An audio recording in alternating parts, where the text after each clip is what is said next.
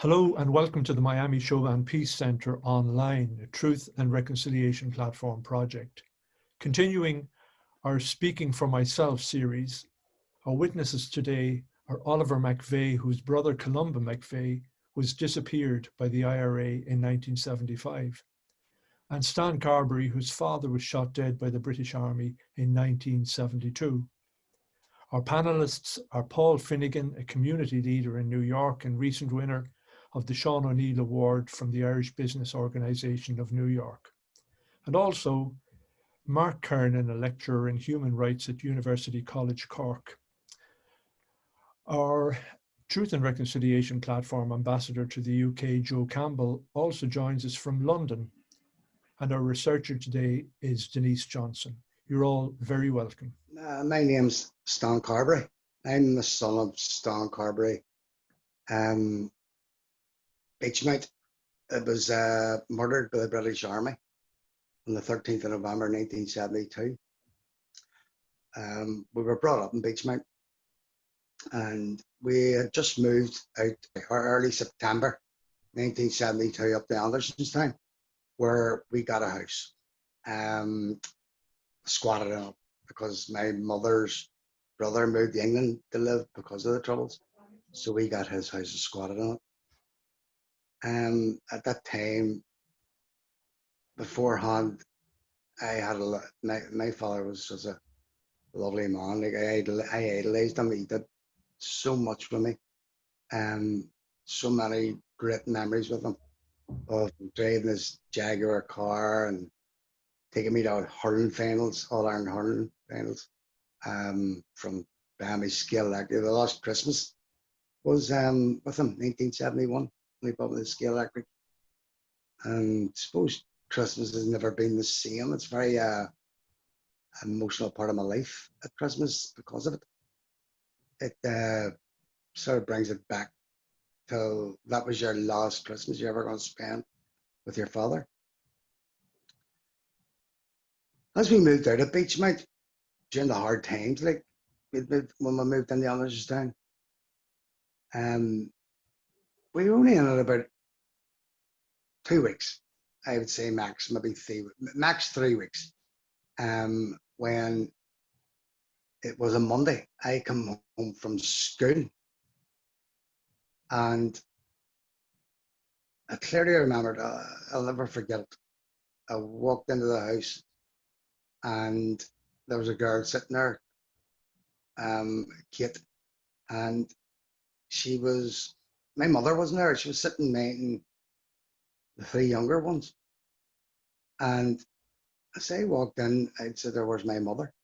And she says, "Your mother's away a message." So I kept questioning her where I want my mother. And so only about, say, 15 minutes later, my mother came in the door, and she came in with my granny and my aunt Betty, my daddy's mother and sister.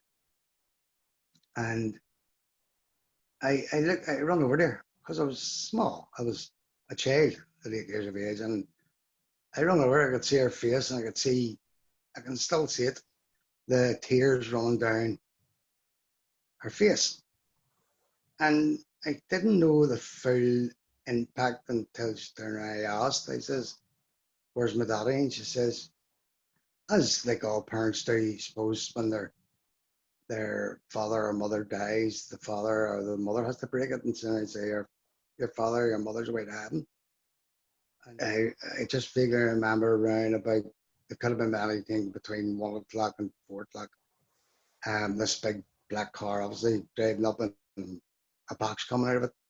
And all of a sudden, all the people just stand at the door, and this boxing into the house. And they brought it in, and they lifted the lid off it. I was, I suppose, like most boys, curious to see what it was or what was going on. I wasn't. And I went over to it and pulled myself up because I was rather small. So I was at 8. And pulled myself up and looked in and seen my father lying there. And of course, me thinking he was sleeping. And I turned around to my mother and walked over to the corner of the living room where my mother was sitting, my granny and my aunt Betty sitting there. And it was just like a blank. It was just, I was just frozen. I didn't know, you know, what was going on. And this went on through that day, the next day, and then the funeral. And I still remember the funeral. And coming out of St. Paul's Chapel, going on the Falls Road and up in the Milltown Cemetery. And I remember sitting on the grave because my grandfather was already the first one in it. He was buried with my granddad John, Daddy's father. And I was just sitting on the grave looking and seeing this box come down, and I didn't fully understand, but I knew my father was inside it. And after the funeral, we all went back to the house, and I was still the same. Not a tear, nothing. And I can only speak for myself. But when I went to school, back to school after, I think it was 3 to 4 weeks, I went back to school. And I got into all sorts of fights because of people slagging me about your father's dead, and that made me very angry.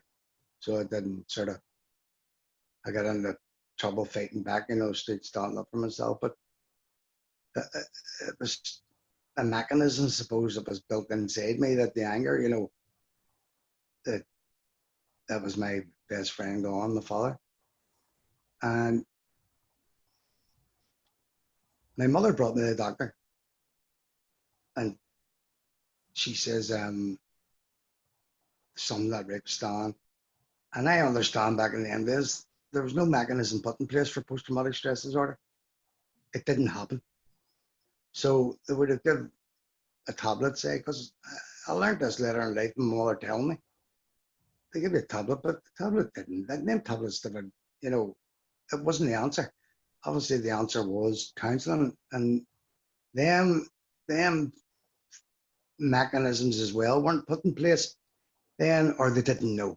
They didn't understand the full understanding of the post-traumatic stress disorder and the conflict together, because it was more about the war than it was about the after effects of the children and the families and people that were bereaving, and still are to this day because of the way the British state are treating people.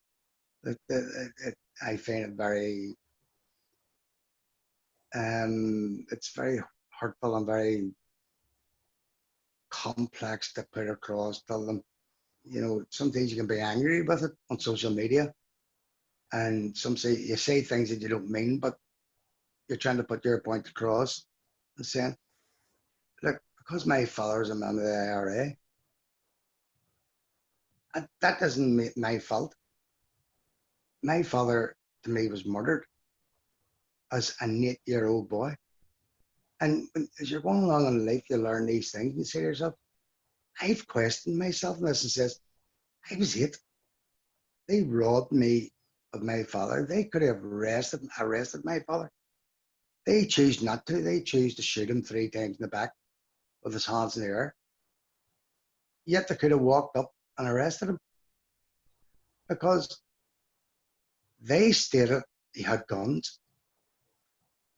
No guns ever recovered. Papers, I have since read in the archive papers, the papers never stated once that the guns, about the guns, it was the mom was shot getting out of a car. Young people were getting testimonies, you know, but nobody went to the police. Nobody went to the army for witness because they were scared of the consequences them days. People were frightened to go to the police because they didn't know what was going to happen to them. Tell them, or what was going to, you know, they were just frightened. And I think that's probably the whole sad part about it, is if people give testimonies in them days, it wouldn't have been as bad now, because all them statements would have been there. And that, to me, that is the mechanism that the mechanism they put in place of locking down all these faiths, because they know the truth's there. They know it's there. And for family, I can only speak for me. I want the truth. I have no interest in the soldier or soldiers that murdered my father. I want the truth as to what happened that day. And I believe that he was murdered. And I just want them to acknowledge that he was unlawfully killed. I speak for myself saying, I believe very clearly he was. They have since locked down the faiths for 84 years. Why? What have they to hide? So if they locked the faiths down for 84 years, that alone tells you something. Because if they're not locked down, then they're nothing to hide, nothing to worry about. Because they can take it from me. I'm not worried about the soldiers. I want the truth to why they murdered my father when he was standing with his hands in the air. The soldiers are irrelevant to this. The points come to the stage now in life where families, and I'm really speaking for my family, the truth, just give us the truth. You don't hide it from the people. They want us to carry on to the next generation and the next generation. How did life continue for you? You were one of six children. You were 8 years old.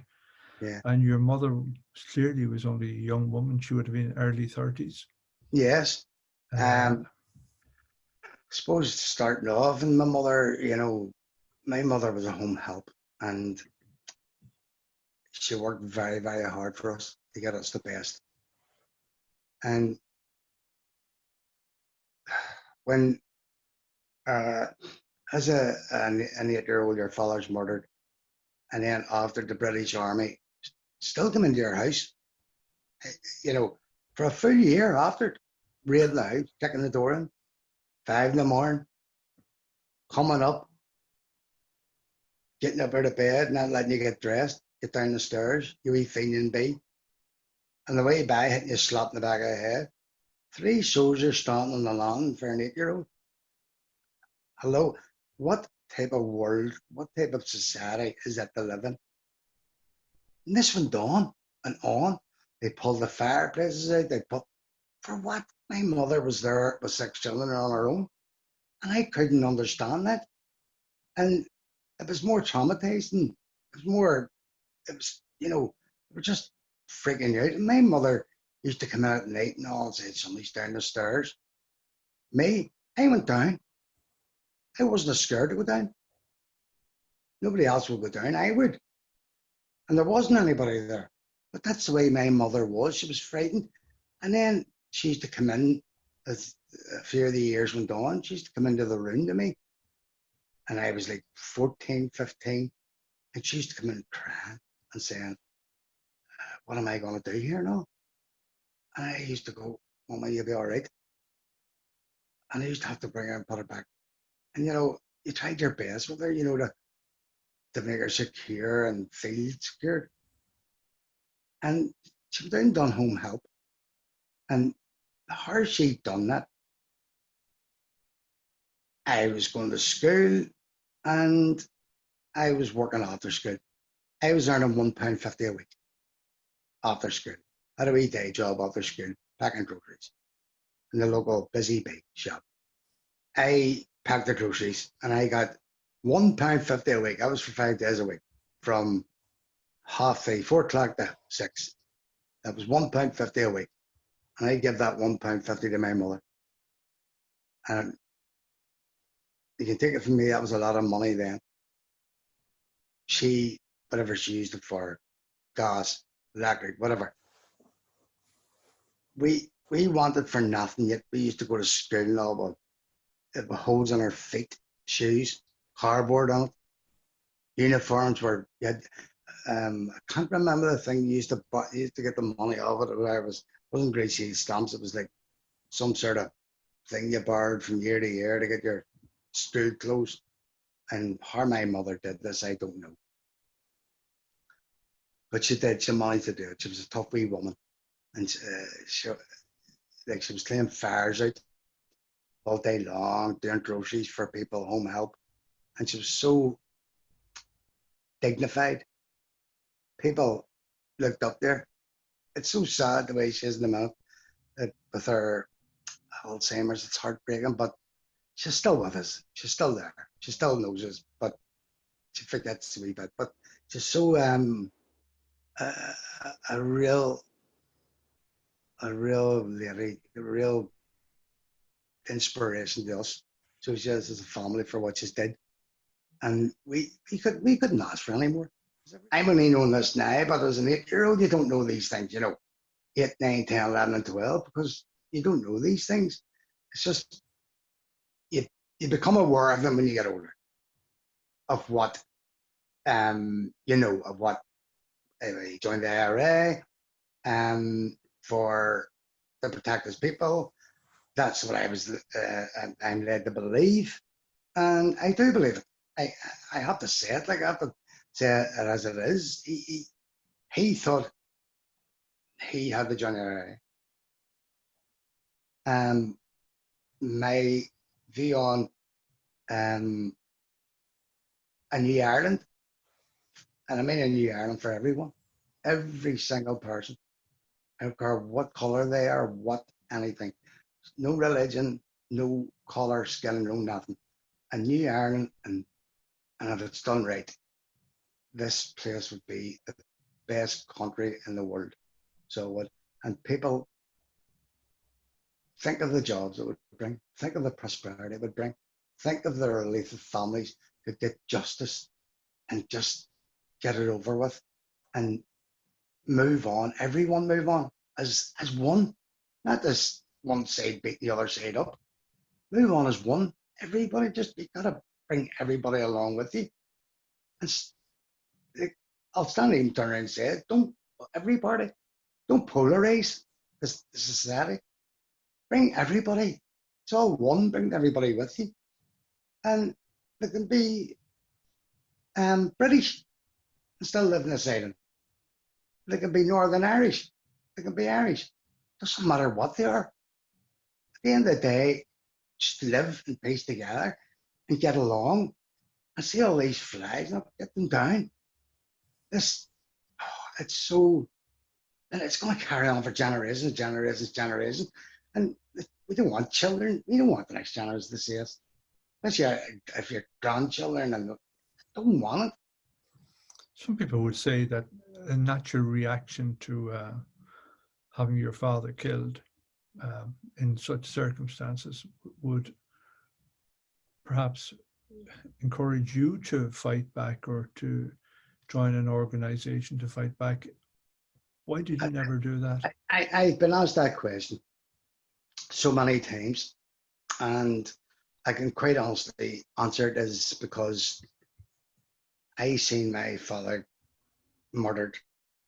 I seen my mother suffering, and I didn't want that for my mother.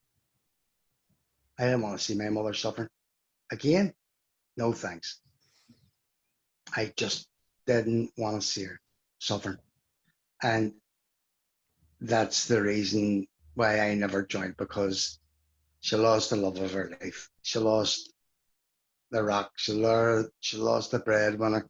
She lost everything. And to sit and watch her, it was so sad.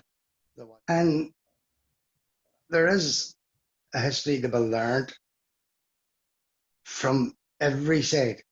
And whatever way the mechanism they put in place for that history to be taught is to be, obviously it has to be taught very, very carefully without hurting anyone, because the other side's been hurt.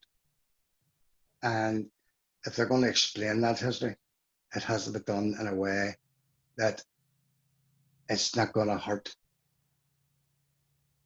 one side or the other. What do you think justice is for your mother and for yourself? What is justice? Well, justice for me and, well, my mother is the justice I want is for the state to turn around, categorically turn around and say unlawful killing. How important do you think that truth is? Truth is the most important part of any conflict, coming out the truth. Because if you don't bring the truth out, then the country will never move forward. It will always hold bitterness. It will always polarize society for the next 100 years. Well, I'm Oliver McVeigh. I'm a brother of one of the disappeared, Columba McVeigh, who's we're still trying to recover his body. There's only 3 left, and we've had 5 unsuccessful searches in the same area, Bragan Bog, and just sort of over the border between Clogher and Monaghan. And you know, after 45 years, all we want is a result. We want to. My mother went to her grave, wanted to bury him in the Christian grave up at Donegal, and that was her wish. But she didn't survive that. I made a promise to her that I would keep going and helping and doing all that, and that's my promise that I want to do. And as I say, we've had 5 unsuccessful digs. He's served 45 years.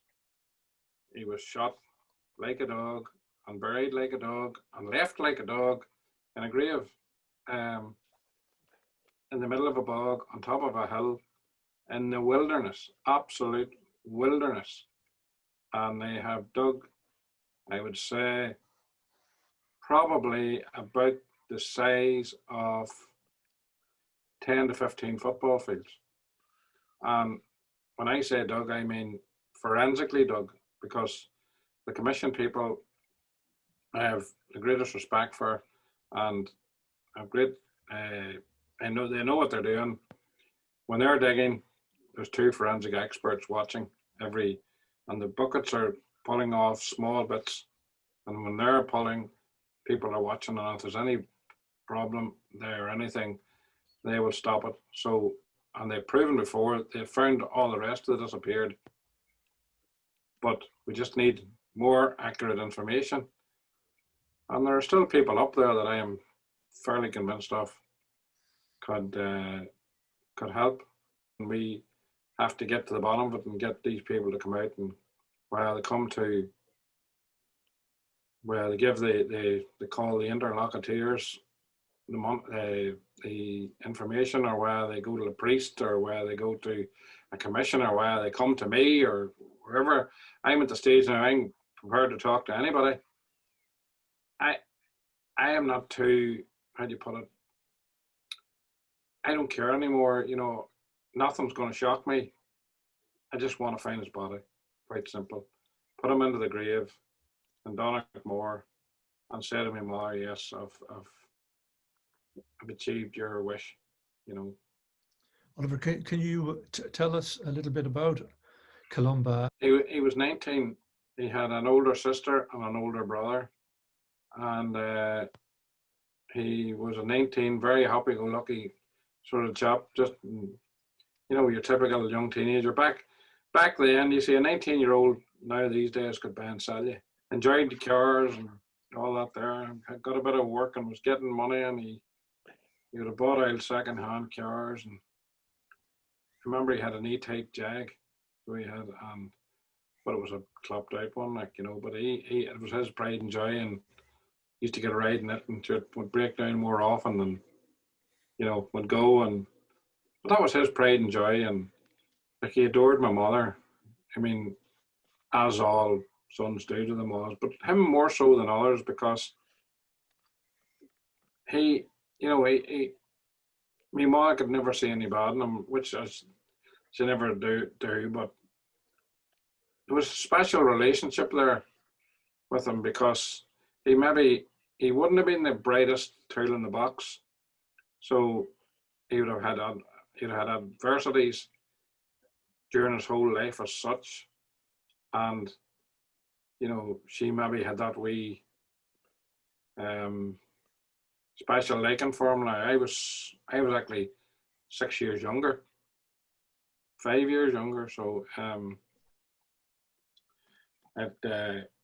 you know, my mother just sort of, he used to joke and all about, he was very jokey and very happy-go-lucky, and he, you know, he just kept my mother going quite a bit and stuff like that, you know. So we lived in Donegal. We actually used to live in Castle Caulfield, and then at the age of, he would have been probably 1972 we moved, so that was about 16, 17, he had moved from Castle Caulfield. Now, Castle Caulfield would have been, you know, 80% Protestant, but we didn't care. Like me, we grew up with Protestant, all around Protestant people. We had no bias, no nothing, no involvement, no anything. We just wanted to get on with life, and Columba would have been the same, just as my mom and father. But our house was knocked down to make way for a telephone exchange, and then we moved into Donegal again, which was a pretty 50-50 village. Like, Columba had been missing for, what, 30 odd years before, well, 30 years, no, 25 years before we knew anything what the problem was, you know what I mean? As far as we were concerned, he went missing in Dublin on Halloween night, and my mom had sent him down to Dublin to work, and he just went missing. And you know, not Austin Curry, my mother phoned Austin Curry, who was an MP at the time, and he had a brother, Vincent, was an SDLP councillor. He's since died, but he had been working down in Dublin, so he was sent round to look for him, but never thought nothing more of it. And come up, took his clothes up, and his clothes was all brought up in a suitcase to my mother's house. And my mother always used to say, "Okay, he's run off and he's away to England, or he's away to America, or he's away anywhere." And you know, she'd have always bought him Christmas presents and birthday presents, and she'd always keep saying, like, you know, I'm sure he'll come back sometime, and he'll have a wife, and he'll have a pile of grandchildren, and you know, all that sort of thing. So to me, the people who know something are the people who drove up to Bragg and Bog with him. Even the people who may have befriended him, even in Dublin, and abducted him. I'm not saying they shouldn't give information, but you know, it might lead to, they might give us names that could be, you know, say, well, this man could help you, or that man could help you, or whatever. But the real people who know are the people who drove him up and who buried him. So how did it come about? How did you discover what had happened? Martin Dillon wrote The Dirty War, and I always would go into the bookshop, went in Easton's this day, and I just look at the books, and it was on the end of the thing, and I picked it up. I always had a habit of going to the indexes. I went to McVeigh, and lo and behold, I seen Columba's name, and I read the piece, and he went on a bit. You know, there's quite a bit. There was maybe a couple of pages on it, and to be fair, I would say 60, well, 40 to 50% of it's inaccurate. But the bit that made me drop the book, I dropped the book.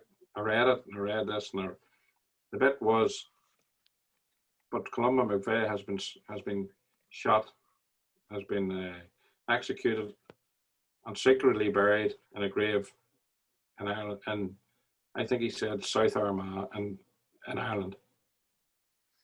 You know, which is later proven to be inaccurate. But he knew something. Somebody was talking somewhere to him. That was 4 or 5 years before the commission and the statement came out with all the disappeared ones. You know, so I dropped the book immediately. Shocked, completely shocked. But my first initial instinct was not to me, or not to Columba, not to, it was, oh my God, what's my mother going to do? What's my father going to do? Who was still alive at the time. And I never for a minute thought he was dead or anything like that. But that basically confirmed it for me then. You know what I mean? That he wasn't writing that without some knowledge. You know what I mean? It wasn't all accurate, but he had some knowledge and somebody had been talking to him. So my initial instinct was my mother and father, and I immediately phoned my sister in England, who's in England, and I told her what had happened, and I said, this is horrendous. What do I do? Or what should I do? Should I go and tell my mom and father? Should I, keep quiet about it? Should I, whatever? So whether I was right or wrong, I kept quiet about it. And it then was serialized in the Sunday Life, I think it was. But I read this in the Sunday Life, this bit was in the Sunday Life, and of course, I had to pow out then. I had to basically say, oh, Jesus, you can't listen to anything them reporters saying. There's no fact to that, or there's no whatever, and there was, what could we do? And I mean, my father died in the meantime, he went to his grave not knowing. Something then in me said it was right, because it sort of made a bit of sense that he wasn't coming home, he wasn't alive, that sort of way. And then, like, the next part of it was then that was the commission, the Palm Sunday, 97 or 99, whatever year it was. Me and my wife and my 3 girls, we used to go to Mass, 9 o'clock Mass every Sunday morning, and then my mom would have been there and go down to my mother's house and Granny and make a cup of tea and have a bit of crack and head round the road to get wrecked round to my own house at 10:30, and there was a car sitting in the cul-de-sac beside my house. And out comes a guy. I come into the house and he come up the door, knocked the door, and I went out to him, and he produced this sheet, read a statement, ugly and Heron, about how your brother had been shot and blah blah blah, all this here, and that the statement's going to come out tomorrow. It's going to appear tomorrow in the news. You name one of 15 named or whatever. So it was a bit of a shock, but not a shock.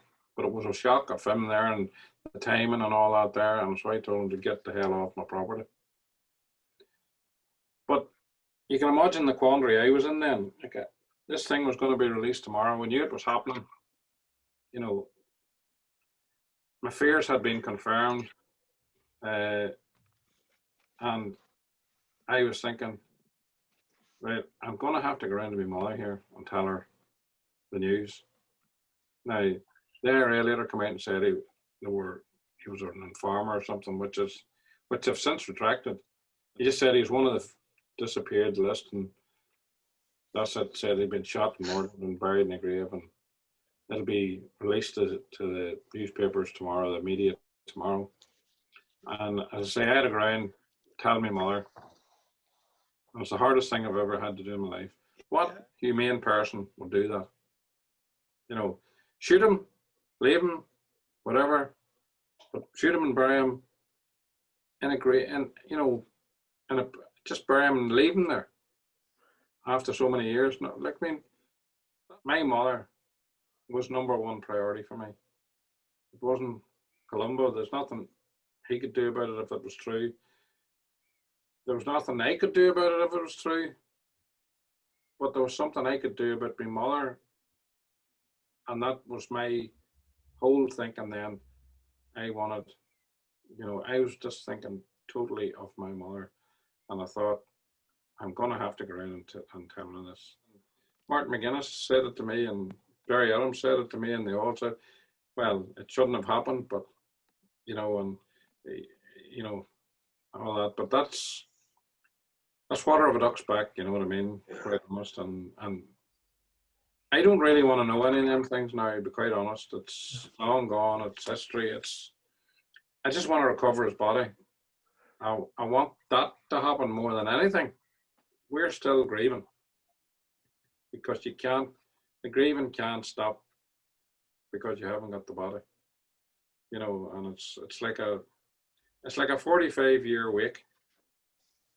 I would say there's not a day goes past that people don't say to me, well, any word or, whatever. And I've sort of come to accept that now, but it's still, it's there. It's there all the time.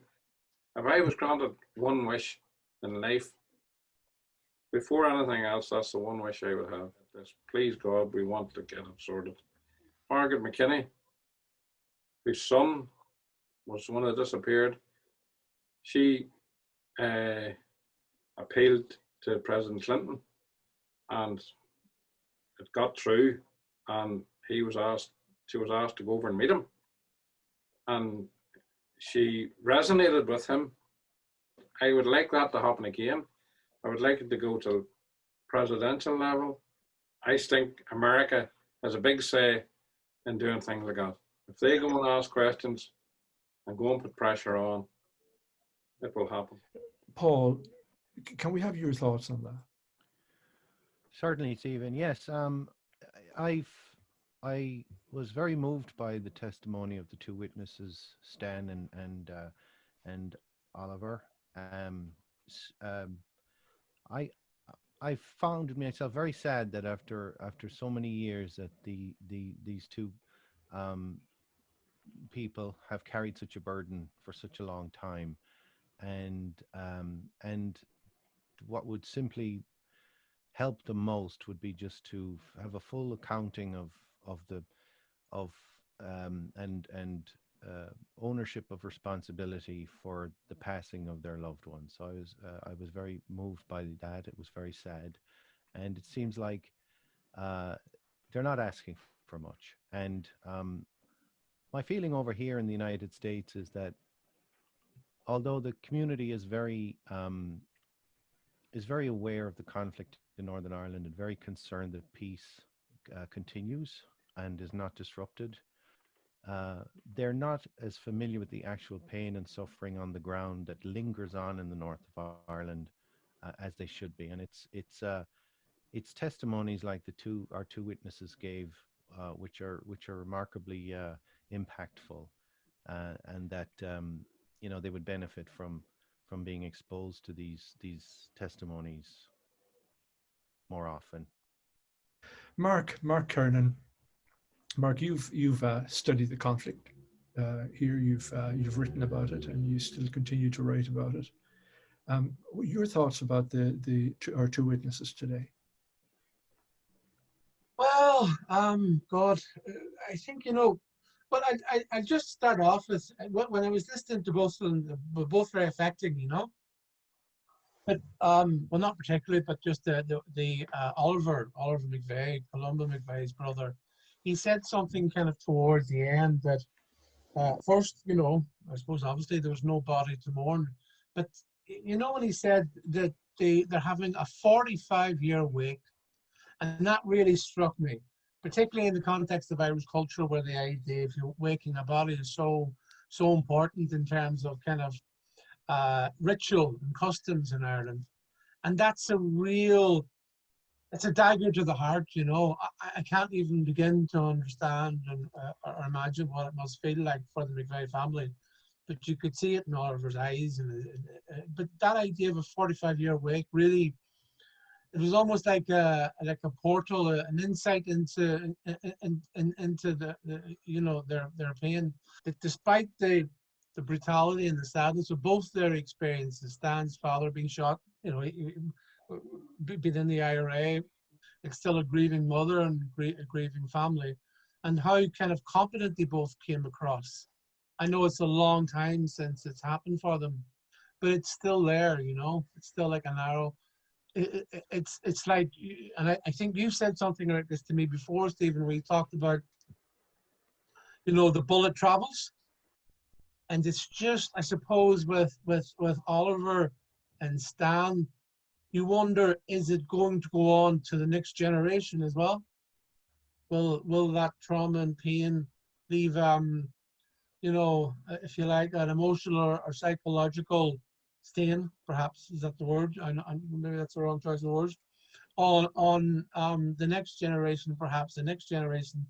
And why I think they're doing such sterling work is they're looking for the truth, which was really came out. But also, I think if you say you're looking for the truth, you're trying to understand something, right? And I suppose their courage and their dignity came across really strongly, as of all people who I've met who've had these impacts. And I suppose we're a long way away from these events now, but they're still current, yeah? Joe, the witness testimonies that we heard, Stan Carberry's father was in the IRA, and yet Stan is there, and he's looking for justice.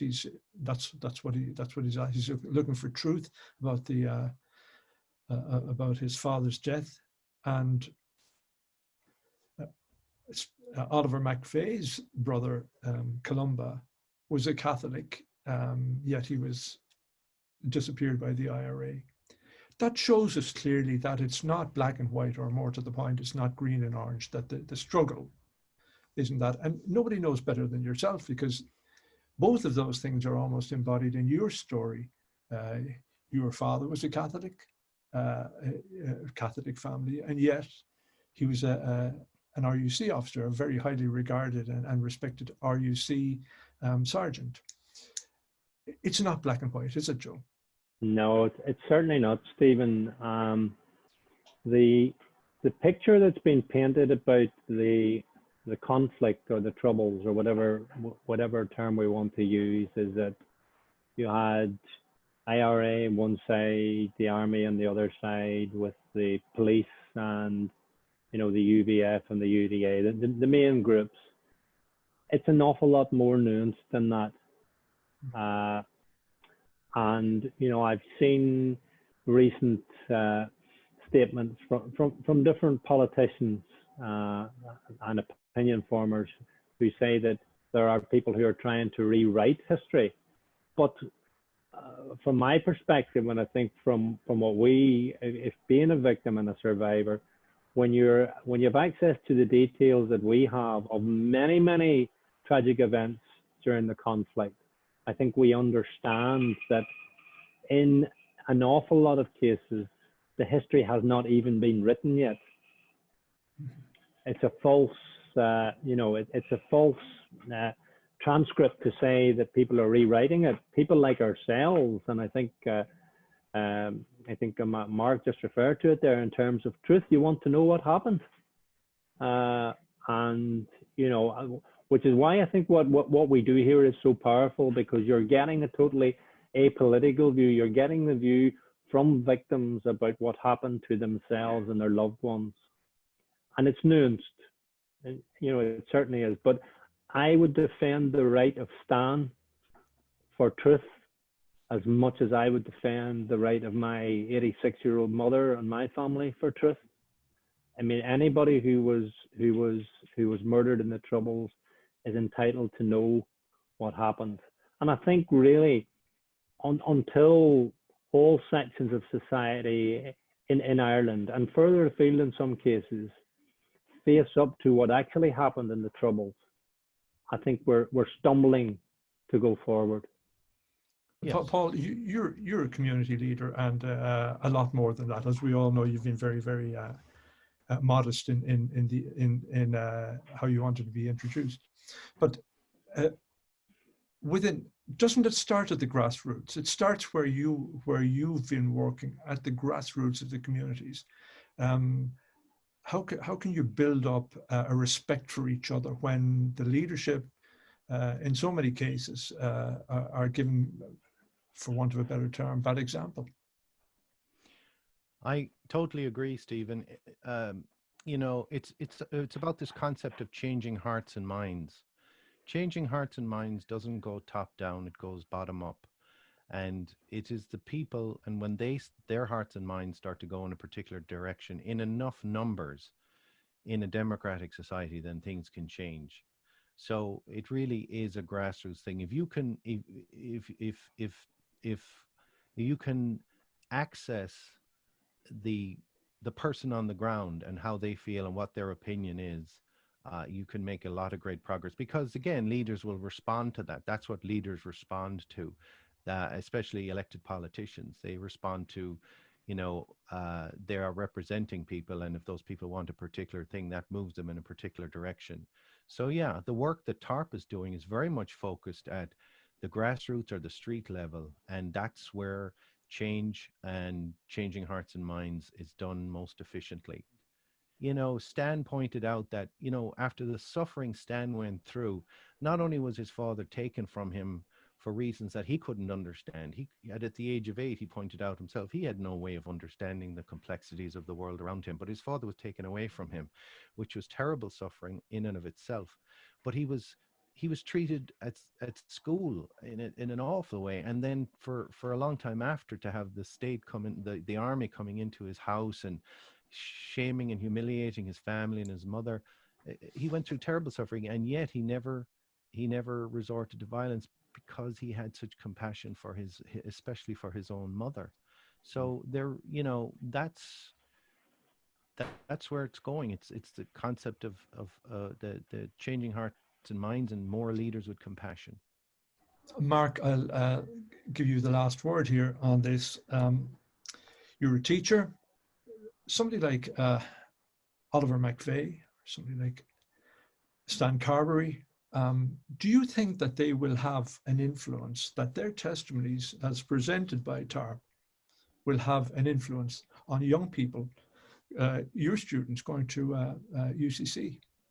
If you're 21 or 22 or whatever age it is, the Troubles is a long way away. It's ended over 25 years ago. So they were born after the fact. And if we think of, you know, I was born in 1968, 22 years after the Second World War, and I regarded the Second World War as another century. Of course it wasn't, but it felt like that. So I think that's where education is desperately important, that they get that message. And, you know, in Ireland it's desperately important. Of course, in the North it's even more important, because, you know, people are living with parents, neighbours and aunts and uncles who went through that. But, well, that's all we've got for today. I want to thank, special thanks to Oliver McVeigh and to Stan Carberry, and to our panelists, Paul Finnegan and Mark Kernan. As always, thanks to my Truth and Reconciliation Platform colleague, Eugene Reavey, who can't be with us tonight, but Joe Campbell over there in London, who's an inspiration to all of us. Thanks also to Denise Johnston for researching this event. A special thanks to the Department of Foreign Affairs and Trade and to Tracy Dempsey for their continuing support. Please visit our website, tarp.global, where you can learn more about the work of Truth and Reconciliation Platform.